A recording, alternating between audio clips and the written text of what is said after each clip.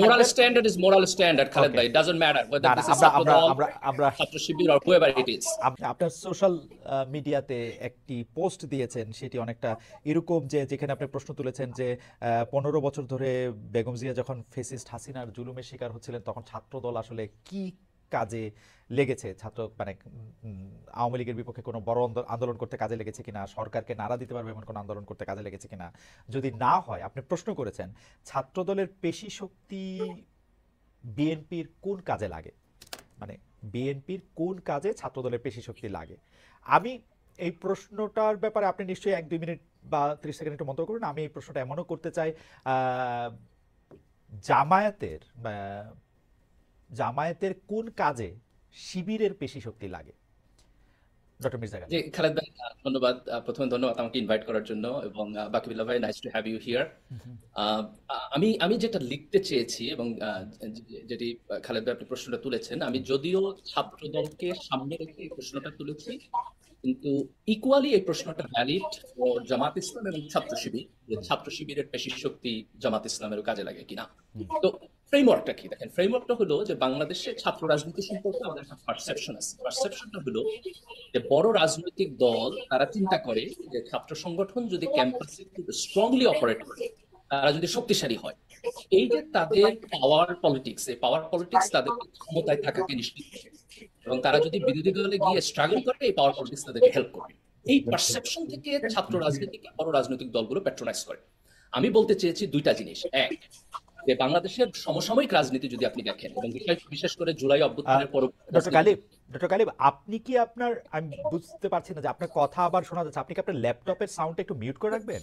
Mute করলে কি শোনা যাবে, নাকি সাউন্ডটা অফ করে মানে মিনিমাম করে রাখবেন কিনা, যেহেতু আমার এখানে কি ইকো হচ্ছে? এখন ঠিক আছে, এখন ঠিক আছে, এখন বলেন। আমরা আমরা আসলে জি, আপনি কন্টিনিউ করুন। আচ্ছা, সরি, জি ধন্যবাদ। তো আমি যে প্রশ্নটা তুলতে চেয়েছি সেটা হলো এই ফ্রেমওয়ার্কটা ভুল।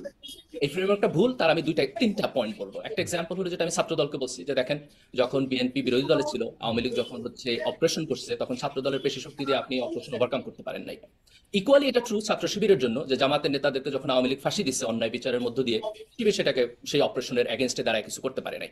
বরং এই গণ অভ্যুত্থান তখনই সম্ভব হয়েছে তখন জনগণের একটা বিশাল অংশ রাস্তায় এই ফ্যাসিজমের বিপক্ষে এসে দাঁড়িয়েছে, তখন আপনি সফলতা দেখেছেন। That's point number one. Point number two হলো যে আমরা একটা চেঞ্জের মধ্য দিয়ে গিয়েছি। সেই চেঞ্জটা কি? সেই চেঞ্জটা হলো যে এখন সোশ্যাল মিডিয়া অত্যন্ত আপনার অ্যাক্টিভ, লোকের একজন আরেকজনের সাথে কানেক্ট করে সোশ্যাল মিডিয়ার মধ্য দিয়ে, এবং একটা ডিফারেন্ট স্পেস তৈরি হয়েছে।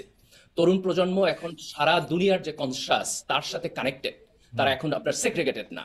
তো এই যে একটা কমন আন্ডারস্ট্যান্ডিং তৈরি হইতেছে, অল্টারনেটিভ মিডিয়া তৈরি হইতেছে, একটা ডিফারেন্ট পাওয়ার। আপনি যদি এখন মনে করেন যে আমি ঢাকা বিশ্ববিদ্যালয়, চিটাগাং অথবা রাজশাহীতে আমার মাসল পাওয়ার থাকলে আমি রাজনীতিতে ভালো করব, এই ফ্রেমওয়ার্ক চেঞ্জ হয়ে গেছে। কাজে রাজনৈতিক দলগুলোর এখন চিন্তা করা উচিত যে ছাত্র রাজনীতিকে আমি মডিফাই করবো। বিএনপির চিন্তা করা উচিত যে ছাত্রদল আগে যেভাবে রাজনীতি করছে সেভাবে রাজনীতি করা উচিত না। জামাতের চিন্তা করা উচিত শিবির আগে যেভাবে রাজনীতি করছে সেভাবে রাজনীতি করা উচিত না। বরং আমরা এখন এমন একটা রাজনৈতিক ফ্রেমওয়ার্কে যাব যেখানে কেউ মাসল পাওয়ার দেখাবে না, যেখানে বিশ্ববিদ্যালয় ক্যাম্পাসে কোনো ছাত্র আরেকজন ছাত্রকে ফিজিক্যালি টর্চার করবে না। এটা একটা অসভ্যতা, এটা একটা criminal offence. You can't do that. বিশ্ববিদ্যালয়ের শিক্ষক এবং প্রক্রিয়াল বডি এবং কালেক্টিভলি তার অ্যালামনাইদের ভূমিকা পালন করতে হবে। বিশ্ববিদ্যালয় ক্যাম্পাসে কেউ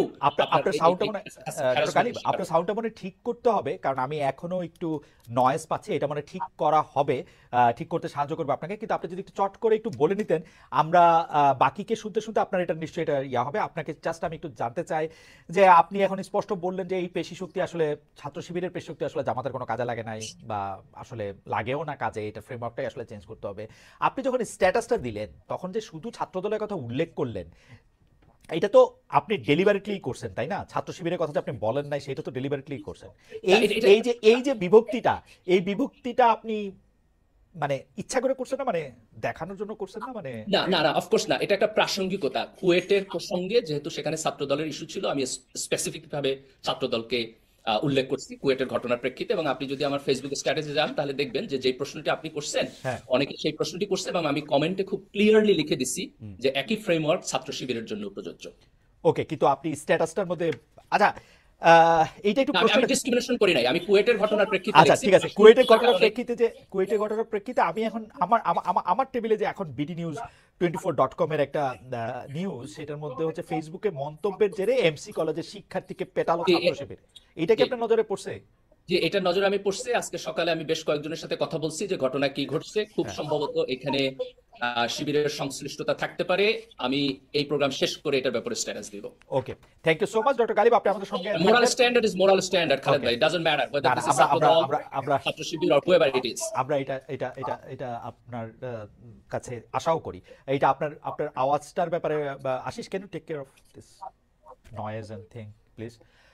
অ্যান্ড যারা বাকি বিল্লা, আমি যে বিষয়ে আসলে আপনার কাছে প্রশ্ন করতে চাই, আপনি দেখবেন জুলাই আগস্টের মধ্যে একটা গণ অভ্যুত্থান বা চলমান আন্দোলন মানে যেইভাবেই আমরা ব্যাপারটাকে সংজ্ঞায়ন করি না কেন, আমরা এখন দেখতে পাচ্ছি যে এইটার ক্রেডিটটা আসলে কার, কে আসলে সবচেয়ে বেশি করছে, এটা আসলে শিবিরই পুরোটা করছে কিনা, নাকি শিবির কিছুই করে নাই, ছাত্রদল বা অন্য দলগুলি ছিল কিনা, বাম সংগঠনগুলি এটার মধ্যে কোনো রকম কোনো ভূমিকা রাখছে কিনা।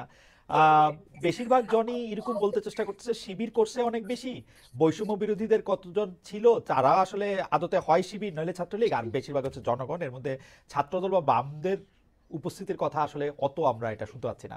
আপনি ব্যাপারটা এখন আসলে কেমন দেখেন, যে আপনিও আসলে সোশ্যাল মিডিয়াতে খুব সক্রিয়, বারবার আপনাকে বলতে হচ্ছে যে ক্রেডিট নেয়ার ব্যাপারটা নিয়ে, কখনো এটা কখনো সেইটা, আপনি কেমন দেখছেন এটা জনাব বাকিবিল্লাহ?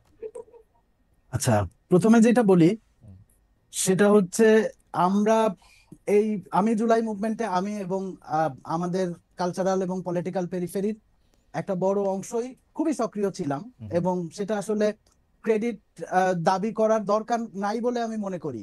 এখানে বিশেষত কারফিউ যখন দেয়া হলো, যখন মোটামুটি এইখানকার যেই কেন্দ্রস্থ যেই স্পেসটা, প্রেস ক্লাব, শহীদ মিনার এবং সমন্বয়করা এক ধরনের মিসকমিউনিকেশনের মধ্যে আছেন, নিজেদের মধ্যে যোগাযোগ এবং সবকিছু মিলায় আমার মনে হয় যে এটা খুব গুরুত্বপূর্ণ। কারফিউর মধ্যে প্রথম গানের মিছিল, যেটা বামপন্থী 31টা সাংস্কৃতিক সংগঠন তারা সেটা অ্যারেঞ্জ করে। এরপর নূর হোসেন স্কোয়ার থেকে যে পদযাত্রা ছিল, যেই পদযাত্রা যেতে দেওয়া হয় নাই বাহাদুর শাহ পার্ক, কিন্তু খুব সিগনিফিকেন্ট যে ঢাকা শহরের যেই কালচারাল পেরিফেরি, সংস্কৃতি কর্মীরা, শিল্পীরা, নাট্যকর্মীরা, পেশাদার আর্টিস্টরা, ঢাকা শহরের যে 1,500-2,000 মধ্যবিত্ত নূর হোসেন স্কোয়ারে সেদিন হাজির হন বামপন্থী সাংস্কৃতিক সংগঠনগুলির কর্মীদের ডাকে, ওইটা দ্রোহযাত্রার প্রেক্ষাপটটা তৈরি করে।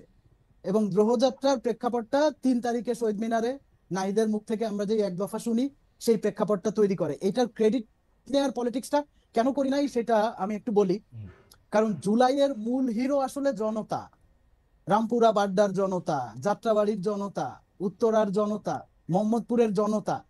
কিন্তু ক্রাইসিসটা হয়েছে এই যে লাখ লাখ জনতা, তার আসলে কোনো পলিটিক্যাল গোষ্ঠী নাই ক্লেম করার মতো তার পক্ষে। এই যে অভিভাবক, সাধারণ মানুষ, মা, এবং আমি এই এক জনতা বলতে আমি যার কথা বলতেছি, যে কারণে আমরা ছাত্র জনতার আন্দোলন বলতেছি, কিন্তু এখানে বিএনপি তার যারা মারা গেছে, এখানে বামপন্থী ছাত্র কর্মীরাও মারা গেছে, ছাত্র ইউনিয়নের একজন মারা গেছে, ছাত্র ফেডারেশনের শাকিল মারা গেছে।